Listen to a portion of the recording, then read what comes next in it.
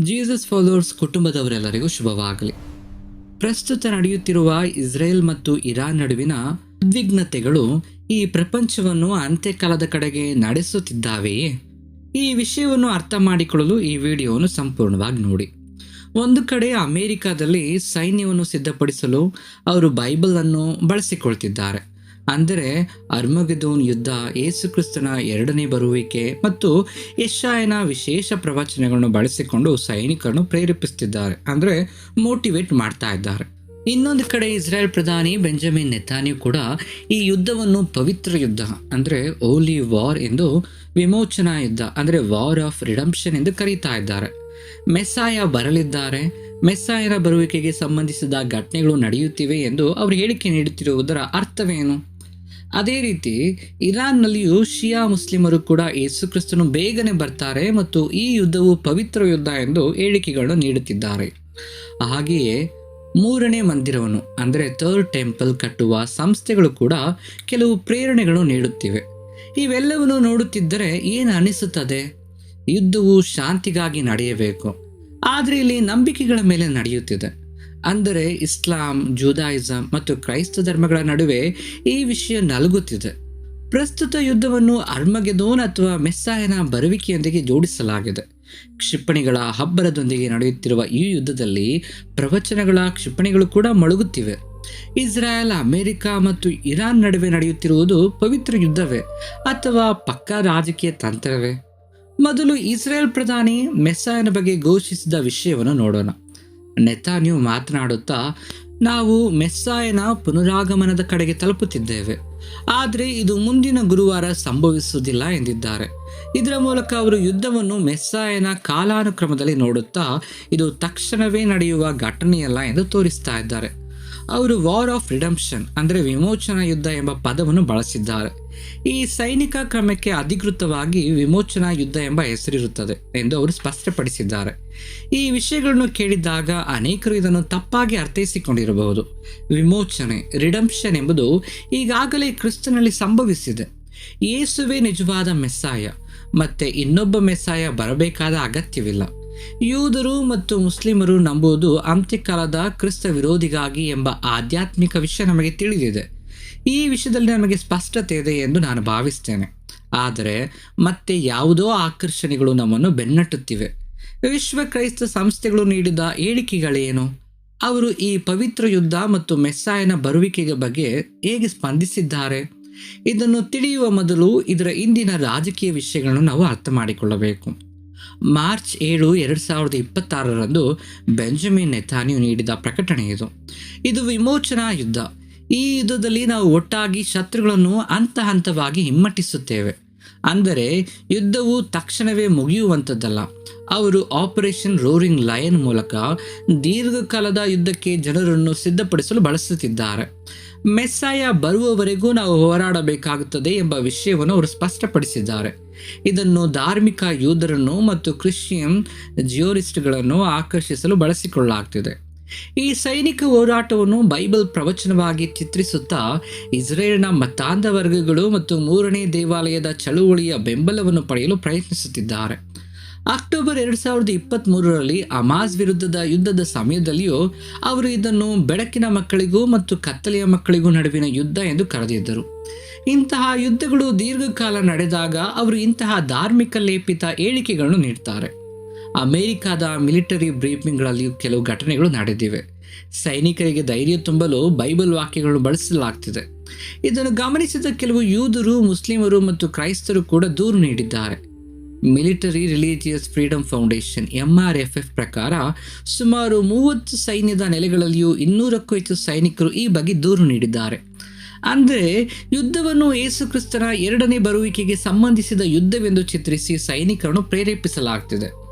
ಕೆಲವು ಕಮಾಂಡರ್ಗಳು ಇರಾನ್ ಮೇಲಿನ ಯುದ್ಧವನ್ನು ದೇವರ ಯೋಜನೆಯ ಭಾಗವೆಂದು ಮತ್ತು ಅರ್ಮಗೆದೋನ್ ಯುದ್ಧಕ್ಕೆ ದಾರಿ ಎಂದು ವರ್ಣಿಸಿದ್ದಾರೆ.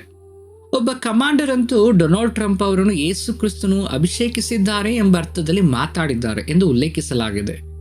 ಈ ಧಾರ್ಮಿಕ ಪ್ರೇರಣೆಯ ಭಾಷೆಯನ್ನು ಅಲ್ಲಿನ ನಿಯಮಗಳು ಒಪ್ಪುವುದಿಲ್ಲ. ಆದುದರಿಂದಲೇ ವಿರೋಧ ವ್ಯಕ್ತವಾಗ್ತಾ ಇದೆ. ಇರಾನ್ ಜೊತೆಗಿನ ಈ ಯುದ್ಧವನ್ನು HQ ಗ್ರಂಥ ಮತ್ತು ಪ್ರಕಟಣೆಯ ಗ್ರಂಥದ ಅರ್ಮಗೆದ್ದೋನ್ ಯುದ್ಧಕ್ಕೆ ಹೋಲಿಸಿ ಇದು ಯೇಸುವಿನ ಎರಡನೆಯ ಬರುವಿಕೆಯ ಕಡೆಗೆ ಒಂದು ಅಗತ್ಯವಾದ ಹೆಜ್ಜೆ ಎಂದು ಅವರು ಹೇಳುತ್ತಿದ್ದಾರೆ. ಇತ್ತ ಇಸ್ಲಾಮಿಕ್ ದೃಷ್ಟಿಕೋನದಿಂದಲೂ ಈ ಪರಿಸ್ಥಿತಿಯನ್ನು ನೋಡಬೇಕು. ಮುಸ್ಲಿಮರು ಕೂಡ ಇಂತಹ ಹೇಳಿಕೆಗಳನ್ನು ಮತ್ತು ನಂಬಿಕೆಗಳನ್ನು ಬಳಸಿಕೊಂಡು ಯುದ್ಧದ ದಿಕ್ಕನ್ನು ಬದಲಿಸ್ತಾ ಇದ್ದಾರೆ. ಶಿಯಾ ಇಸ್ಲಾಂನ ಅಂತ್ಯಕಾಲದ ಸಿದ್ಧಾಂತಗಳ ನಂಬಿಕೆಯಂತೆ ನಡೆಯುತ್ತಿರುವ ಇರಾನ್ ಇಸ್ರೇಲ್ ಅಮೆರಿಕ ಯುದ್ಧವನ್ನು ಒಬ್ಬ ರಕ್ಷಕನ ಆಗಮನದ ದೃಷ್ಟಿಯಿಂದ ನೋಡಲಾಗ್ತಾ ಇದೆ. ಇರಾನ್ನ ಅಂತ್ಯಕಾಲದ ಸಂಭವಗಳಲ್ಲಿ ಮಹದಿಯ ಪುನರಾಗಮನವು ಅಂದರೆ ಮಹದಿ ರಿಟರ್ನ್ಸ್ ಸೇರಿದೆ. 12ನೆಯ ಶಿಯಾ ಇಯಾಮ್ ಆದ ಮೊಹಮ್ಮದ್ ಅಲ್ ಮಹದಿಯವರು ಕ್ರಿಸ್ತಶಕ 874ರಲ್ಲಿ ಅಜ್ಞಾತವಾಸಕ್ಕೆ ಹೋದರು ಮತ್ತು ಯುಗಾಂತ್ಯದಲ್ಲಿ ಜಗತ್ತನ್ನು ಕೆಡುಕಿನಿಂದ ಮುಕ್ತಗೊಳಿಸಲು ಮರಳಿ ಬರ್ತಾರೆ ಎಂದು ಶಿಯಾಗಳು ನಂಬ್ತಾರೆ. ಇಂದು ನಡೆಯುತ್ತಿರುವ ಈ ಯುದ್ಧವನ್ನು ಅವರು ಆಲ್ ಮಲಾಮ್ ಅಂದರೆ ಕೊನೆಯ ಪ್ರಳಯ ಯುದ್ಧ ಎಂದು ಕರೆಯುತ್ತಿದ್ದಾರೆ ಮತ್ತು ಇದು ಮಹದಿಯ ಬರುವಿಕೆಗೆ ದಾರಿ ಮಾಡಿಕೊಡುತ್ತದೆ ಎಂದು ಇರಾನ್ನ ಧಾರ್ಮಿಕ ಮುಖಂಡರು ಹೇಳ್ತಾ ಇದ್ದಾರೆ. ಇಸ್ರೇಲ್ ನಾಶವಾಗುವುದೇ ಮುಖ್ಯವೆಂದು ಇರಾನ್ ಆಡಳಿತವರೆಗೂ ಭಾವಿಸಿದೆ. ಮಿಲಿಟರಿ ಸಂಘರ್ಷಗಳನ್ನು ಕೇವಲ ರಾಜಕೀಯವಾಗಿ ಅಷ್ಟೇ ಅಲ್ಲದೆ ಕಾಣೆಯಾದ ಇಮಾಮ್ಗಾಗಿ ರಂಗ ಸಿದ್ಧಪಡಿಸಿರುವ ದೈವಿಕ ನಿರ್ಧಾರಗಳೆಂದು ಅವರು ನೋಡ್ತಾ ಇದ್ದಾರೆ. ಇಸ್ರಾಯೇಲ್ ಅಥವಾ ಅಮೆರಿಕ ನಡೆಸುವ ದಾಳಿಗಳಿಂದ ಆಗುವ ನಷ್ಟವನ್ನು ಮಹದಿಯ ಆಗಮನ ಸಮೀಪಿಸುತ್ತಿದೆ ಎಂಬುದಕ್ಕೆ ಸಂಕೇತವಾಗಿ ಬಳಸ್ತಾ ಇದ್ದಾರೆ. ವಿಶೇಷವೆಂದರೆ ಇಸ್ಲಾಮಿಕ್ ಸಂಪ್ರದಾಯದ ಪ್ರಕಾರ ಯೇಸು ಕ್ರಿಸ್ತನು ಅಂದರೆ ಈಸಾ ಕೂಡ ಮರಳಿ ಬರ್ತಾರೆ ಮತ್ತು ಅವರು ದಜ್ಜಾಲ್ ಎಂಬ ಕ್ರಿಸ್ತ ವಿರೋಧಿಯನ್ನು ಸೋಲಿಸುವಲ್ಲಿ ಪ್ರಮುಖ ಪಾತ್ರ ವಹಿಸ್ತಾರೆ ಎಂದು ಅವರು ನಂಬ್ತಾರೆ. ಹೀಗೆ 3 ವಿಭಿನ್ನ ಗುಂಪುಗಳು ತಮ್ಮದೇ ಆದ ನಂಬಿಕೆಗಳೊಂದಿಗೆ ಈ ಯುದ್ಧವನ್ನು ವಿಶ್ಲೇಷಿಸುತ್ತಿವೆ. ಮತ್ತೊಂದೆಡೆ ಇಸ್ರಾಯೇಲ್ನಲ್ಲಿ 3ನೇ ಮಂದಿರ ಅಂದರೆ ಥರ್ಡ್ ಟೆಂಪಲ್ ನಿರ್ಮಾಣದ ಚಳುವಳಿಗಾರರು ಕೂಗು ತೀವ್ರವಾಗ್ತಿದೆ. ಟೆಂಪಲ್ ಮೌಂಟ್ ಮೇಲೆ 3ನೇ ಆಲಯವನ್ನು ನಿರ್ಮಿಸಬೇಕು ಎಂಬ ಕರೆ ಸಂಘರ್ಷಕ್ಕೆ ಮತ್ತಷ್ಟು ತುಪ್ಪ ಸುರಿಯುತ್ತಿದೆ. ಮೆಸ್ಸಾಯನ ಬರುವಿಕೆಯ ಸಮಯದಲ್ಲಿ ಮಾತ್ರ ಈ ಆಲಯ ಸ್ಥಾಪನೆಯಾಗ್ತದೆ ಎಂದು ಅವರು ನಂಬ್ತಾರೆ. ಇಂತಹ ಭೀಕರ ಯುದ್ಧದ ಸಮಯದಲ್ಲಿ ಮಾತ್ರ ಎಲ್ಲ ಸರ್ಕಾರಿ ನಿಯಮಗಳನ್ನು ಮುರಿದು ಆಲಯವನ್ನು ಕಟ್ಟಲು ಸಾಧ್ಯ ಎಂದು ಅವರು ಭಾವಿಸಿದ್ದಾರೆ. ಆದರೆ ವಿಶ್ವ ಕ್ರೈಸ್ತ ಸಂಸ್ಥೆಗಳು ಈ ಬಗ್ಗೆ ಏನು ಹೇಳ್ತಿವೆ? ವ್ಯಾಟಿಕನ್ನಿಂದ ಪೋಪ್ ಲಿಯೋ 14ರವರು ಯಾವ ಯುದ್ಧವೂ ಪವಿತ್ರವಲ್ಲ, ಶಾಂತಿ ಮಾತ್ರ ಪವಿತ್ರವಾದುದು ಎಂದು ಎಚ್ಚರಿಸಿದ್ದಾರೆ. ಹಿಂಸೆಯನ್ನು ಸಮರ್ಥಿಸಲು ಅಥವಾ ಯುದ್ಧವನ್ನು ಪ್ರೇರೇಪಿಸಲು ಧರ್ಮವನ್ನು ಒಂದು ಸಾಧನವಾಗಿ ಬಳಸಿಕೊಳ್ಳುವುದನ್ನು ಅವರು ಖಂಡಿಸುತ್ತಿದ್ದಾರೆ. ಅದೇ ರೀತಿ ಸುಮಾರು 350ಕ್ಕೂ ಹೆಚ್ಚು ಚರ್ಚ್ಗಳನ್ನು ಪ್ರತಿನಿಧಿಸುವ ವರ್ಲ್ಡ್ ಕ್ರಿಶ್ಚಿಯನ್ ಕೌನ್ಸಿಲ್ ಅಂದರೆ WCC ಮಧ್ಯಪ್ರಾಚ್ಯದಲ್ಲಿ ತಕ್ಷಣವೇ ಯುದ್ಧವನ್ನು ನಿಲ್ಲಿಸಬೇಕೆಂದು ಕರೆ ನೀಡಿದೆ. ನಿಮ್ಮ ರಾಜಕೀಯ ಲಾಭಕ್ಕಾಗಿ ಅರ್ಮಗೆದೋನ್ ಅಥವಾ ಪ್ರಕಟಣೆ ಗ್ರಂಥದ ಪ್ರವಚನಗಳನ್ನು ಬಳಸುವುದು ತಪ್ಪು ಎಂದು ಅವರು ಎಚ್ಚರಿಸುತ್ತಿದ್ದಾರೆ. ಪವಿತ್ರ ಯುದ್ಧ ಅಂದರೆ ಓಲಿ ವಾರ್ಡ್ ಎಂಬ ಘೋಷಣೆಗಳನ್ನು ಅಪಾಯಕಾರಿ ಮತ್ತು ಇವು ದೈವಿಕ ಉದ್ದೇಶಗಳ ವಕ್ರೀಕರಣ ಎಂದು ಅವರು ಅಭಿಪ್ರಾಯಪಟ್ಟಿದ್ದಾರೆ. ಈ ಪರಿಸ್ಥಿತಿಯನ್ನು ನಾವು ಹೇಗೆ ಅರ್ಥ ಮಾಡಿಕೊಳ್ಳಬೇಕು? ಈ ಹೇಳಿಕೆಗಳ ಹಿಂದೆ 3 ಪ್ರಮುಖ ವಿಷಯಗಳಿವೆ. ಮೊದಲನೆಯದು ರಾಜಕೀಯ ತಂತ್ರ. ರಾಜಕೀಯ ನಾಯಕರು ಜನರ ನಂಬಿಕೆಯನ್ನು ಬಳಸಿಕೊಂಡು ಯುದ್ಧಕ್ಕೆ ಬೆಂಬಲ ಪಡೆಯಲು ಧರ್ಮಯುದ್ಧ ಅಥವಾ ಪವಿತ್ರ ಯುದ್ಧ ಎಂಬ ಪದಗಳನ್ನು ಬಳಸ್ತಾರೆ.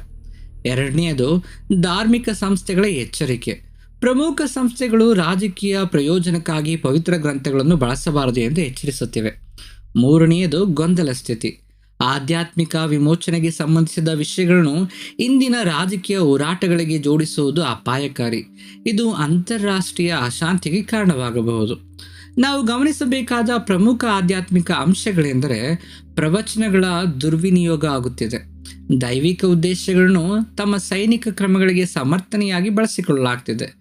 ನಾವು ವಿವೇಕದಿಂದ ವಾಸ್ತವಗಳನ್ನು ಪರಿಶೀಲಿಸಬೇಕು. ನಮ್ಮ ನಿಜವಾದ ನಿರೀಕ್ಷೆಯು ರ್ಯಾಪ್ಚರ್ ಅಥವಾ ಸಭೆಯು ಎತ್ತಲ್ಪಡುವಿಕೆಯ ಮೇಲಿರಬೇಕು. ಇದು ಕಣ್ಣು ಮುಚ್ಚಿ ಬಿಡುವುದರೊಳಗೆ ರೆಪ್ಪೆ ಬಡಿಯುವುದರೊಳಗೆ ಅಕಸ್ಮಾತ್ತಾಗಿ ಸಂಭವಿಸುವ ಘಟನೆ. ರಾಜಕೀಯ ನಾಯಕರು ನಿರ್ಧರಿಸುವ ಯುದ್ಧಗಳ ಮೇಲೆ ಇದು ಅವಲಂಬಿತವಾಗಿಲ್ಲ. ನಾವು ಸಿದ್ಧರಾಗಿರಬೇಕಿರುವುದು ಅರ್ಮಗೆದೋನ್ ಅಥವಾ ಗೋಗ್ ಮಾಗೋಗ್ ಯುದ್ಧಕ್ಕಲ್ಲ, ಬದಲಾಗಿ ಯೇಸು ಕ್ರಿಸ್ತನ ಎರಡನೇ ಬರುವಿಕೆಗಾಗಿ. ದೇವರಿಗೆ ಯಾವುದೇ ದೇಶದ ನಾಶನದಲ್ಲಿ ಆಸಕ್ತಿ ಇಲ್ಲ. ಆತನು ಮನುಕುಲದ ರಕ್ಷಣೆಯನ್ನು ಬಯಸುತ್ತಾನೆ. ಪ್ರಸ್ತುತ ವಿಶ್ವವು ಆರ್ಥಿಕ ನಷ್ಟ, ಆಸ್ತಿಪಾಸ್ತಿ ಹಾನಿ ಮತ್ತು ಪ್ರಾಣಹಾನಿಯನ್ನು ಎದುರಿಸುತ್ತಿದೆ. ತೈಲ ಮತ್ತು ಅನಿಲದಿಂದ ಬಿಕ್ಕಟ್ಟು ಹೆಚ್ಚುತ್ತಿದೆ. ಇಂತಹ ಸಂದರ್ಭದಲ್ಲಿ ಧರ್ಮದ ಹೆಸರಿನಲ್ಲಿ ನೀಡುವ ಹೇಳಿಕೆಗಳು ಪರಿಸ್ಥಿತಿಯನ್ನು ಮತ್ತಷ್ಟು ಹದಗೆಡಿಸುತ್ತವೆ. ಆದುದರಿಂದ ಈ ದೇಶಗಳಿಗಾಗಿ ಮತ್ತು ಶಾಂತಿಗಾಗಿ ಖಂಡಿತವಾಗಿ ಪ್ರಾರ್ಥನೆ ಮಾಡಿ. ದೇವರ ಮಹೋನ್ನತನ ಕೃಪೆ ಆತನ ಬರುವಿಕೆಗೆ ಕಾಯುತ್ತಿರುವಂತ ನಮ್ಮನ್ನು ಸಿದ್ಧಪಡಿಸಲಿ. ಮತ್ತೊಂದು ವಿಡಿಯೋದ ಮುಖಾಂತರ ನಾನು ನಿಮ್ಮನ್ನು ಸಂಧಿಸ್ತೇನೆ. ಅಲ್ಲಿಯವರೆಗೂ ದೇವರ ಮಹಾಕೃಪೆ ನಮ್ಮೆಲ್ಲರನ್ನು ಕಾದು ಕಾಪಾಡಿ ನಡೆಸಲಿ.